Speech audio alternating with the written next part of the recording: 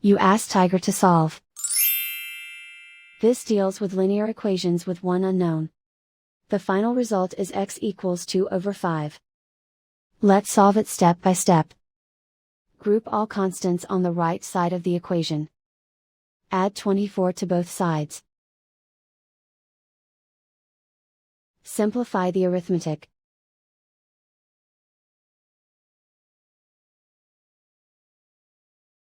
Isolate the x.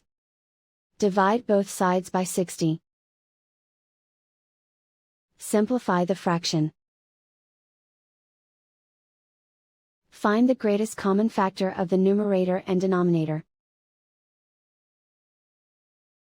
Factor out and cancel the greatest common factor.